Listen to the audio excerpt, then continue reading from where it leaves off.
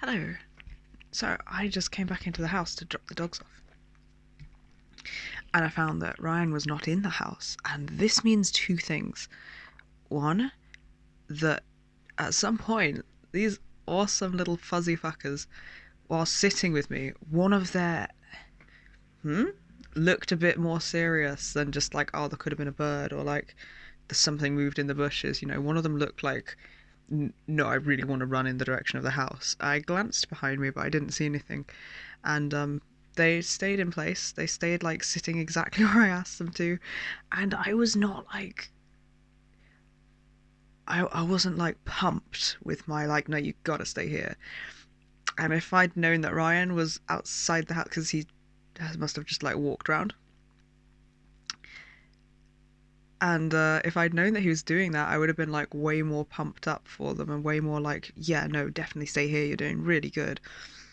But I was pretty relaxed and they still stayed put. So I'm really, really impressed with them and I'm very proud of that. And I think that's fucking amazing.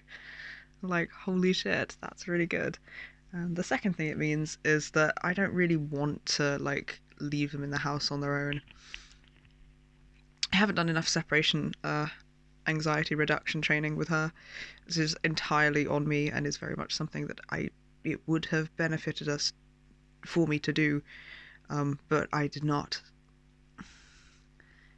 I did do some, to be fair, but it's in recent years I have gotten paranoid about leaving them alone, and therefore I have not been countering for potential separation anxiety, and therefore she's not terrible, but she will get a little bit heightened left alone, and I'd rather just not. So instead, we are recording in the bedroom, and it's nice and it's sunny. I'm kind of having to like lean across the chair to reach the sunlight. There's another solution for that, but I'm tired and I don't want to move the chair.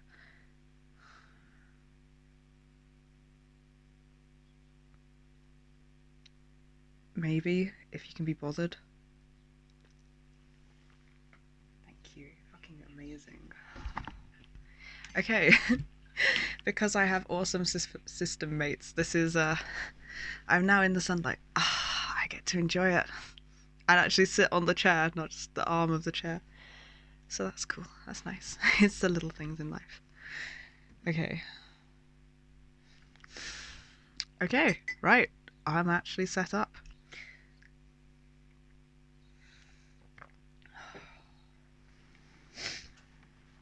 Oh my god. And I'm drained. Cue complete and utter exhaustion. I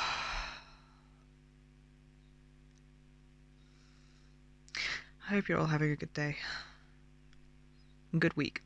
And good, like, general time. We have had, like, oh god, a lot. It's been a lot of things. It's been productive and rough, and there's been a lot of grief processing and a lot of like really fucking spaced out, like missing the fucking days with fusion shit, trying to just work out like what the fuck is going on type stuff with integrating memories, and then more grief processing, and then some fucking horrifying emotional flashbacks and memories and realizations, and then some more grief processing, and then I think we did actually have a kind of relaxing day at some point. I can't really remember if it was like actually relaxing or just like by comparison it was more relaxing. I think maybe it might be by comparison.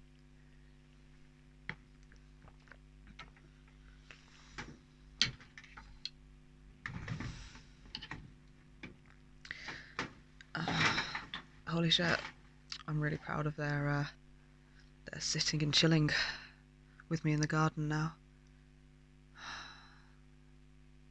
very glad we did it.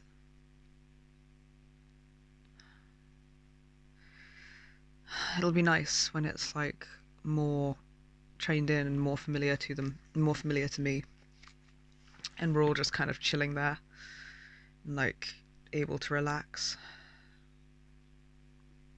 rather than me like going through scenarios of like why I have to just watch every fucking movement. Even though they have really prompt, reliable cues, I don't, because I can just call out an emergency stop and they'll turn from whatever they're doing. But I like to make sure that I know what's going to happen around us. Like, I'd like to be able to be responsible yet chill. Like, not feel that at everything.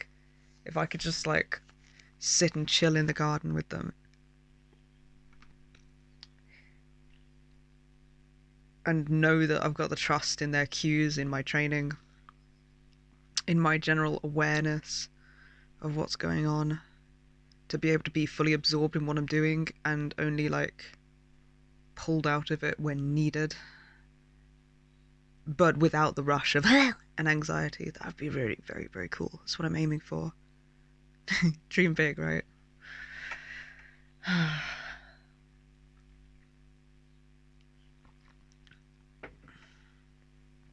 We've had like a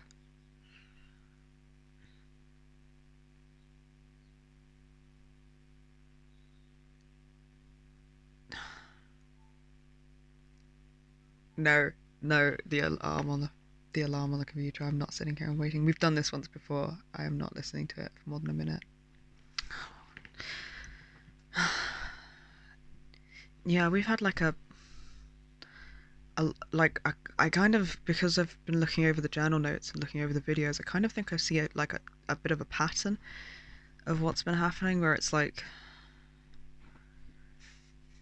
I seem to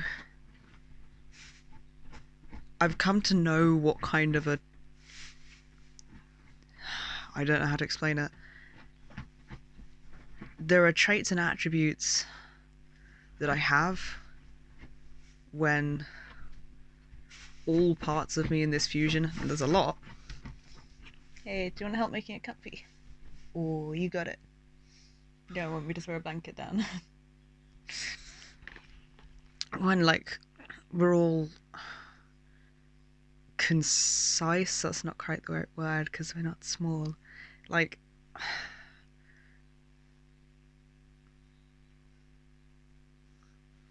there's a kind of like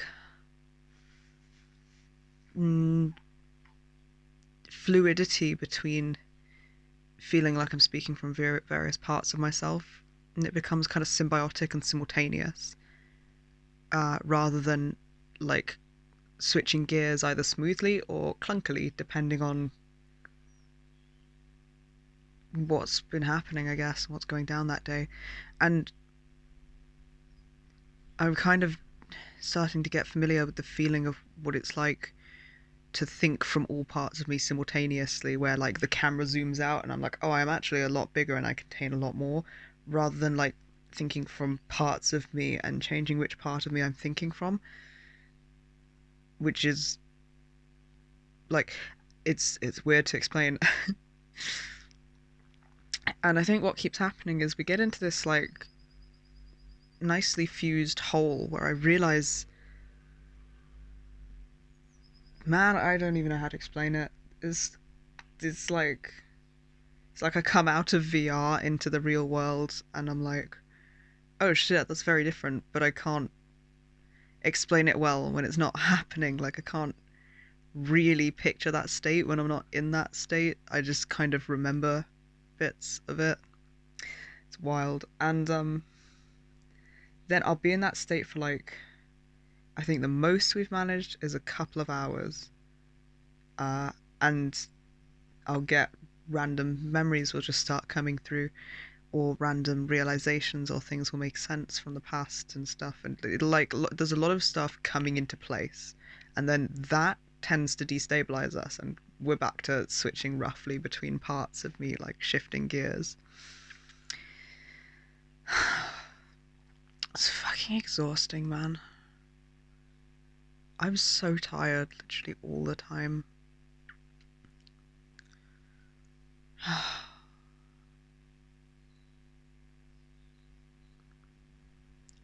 It's like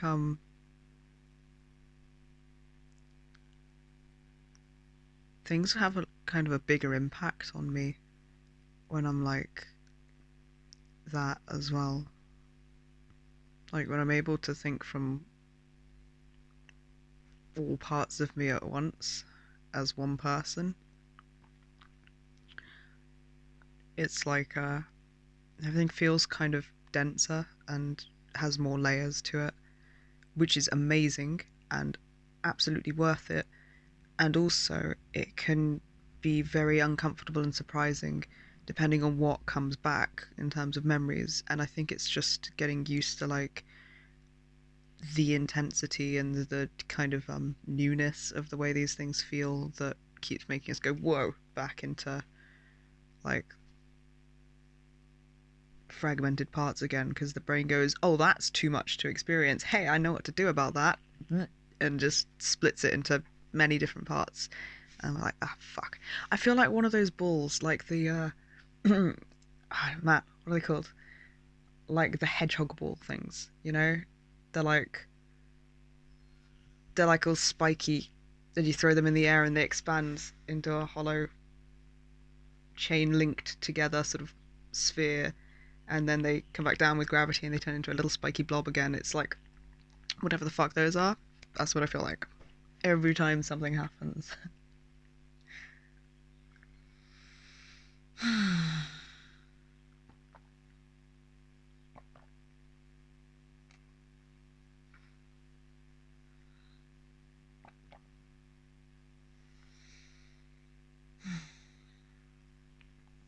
I still feel like everything I'm doing is kind of like wrong. I'm still getting that as a lingering feeling.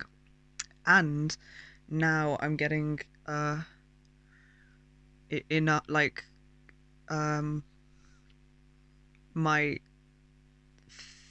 thoughts and counters for that are getting kind of as loud as it, maybe louder in places. Uh, like as an example, I just had a line of thoughts that was like,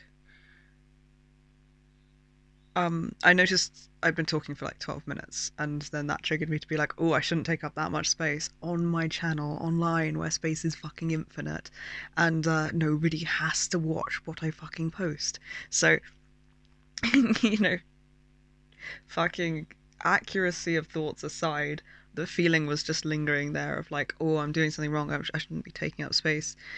And within like a couple of seconds of feeling it and it starting to shut me down a bit, I already had parts in of me going, I believe what I'm saying and what I'm thinking and the things we come up with are of value and relevance, and they will be helpful for us to review, they are helpful for us to say, and other people may or may not find value in them, but can. I believe it's possible. And what matters is what I believe about what we're saying and what we're feeling, and that it holds value to me. So, basically, at that feeling.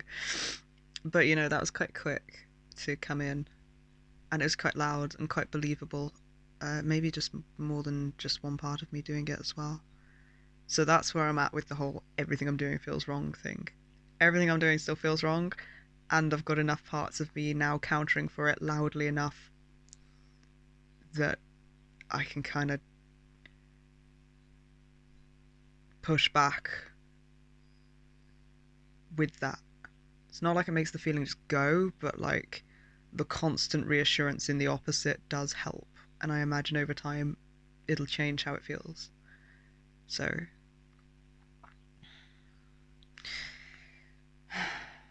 it'd be really cool if like one day I go through these vlogs for various issues, and I find the step by step of like, hey, this is what I did for that this week, this is how it was the next week, this is how it was the week after that. Like, that'd be really cool.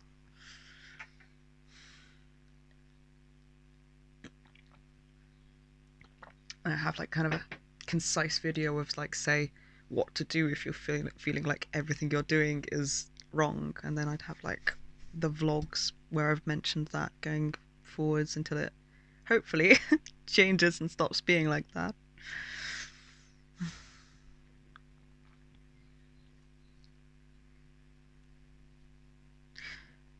I've started feeling more forgiving, like towards myself. Like I'll, instead of thinking like, oh, it's something is cringe, I'll kind of think, why do I think that? Who's taught me that that's something to be ashamed of? Maybe a world exists where it's not cringe. Maybe a world exists where this is cool or has value, and maybe it does to me. And like, started thinking things kind of more like that. Uh, when I have memories of things that where like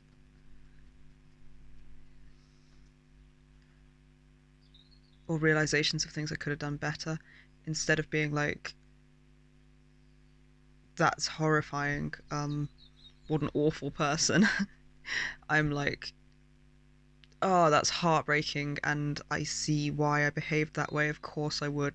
That's what my experience have dictated was the way to survive, which is heartbreaking. And yeah, more just like compassion and empathy for my past self, my past behaviors, and my current self, my current behaviors. That's like very much a vibe at the minute. Not that I've like completely, I still have a shit ton of self persecution from and in some parts of me.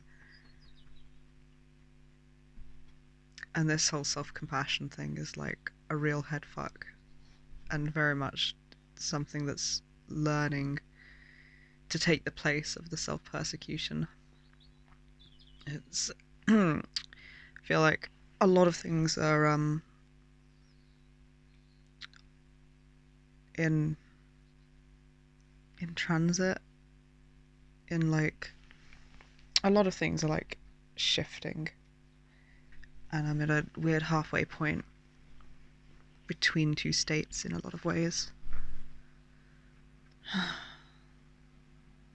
Hello, you're so cute. Let me kiss your nose. Oh, thank you.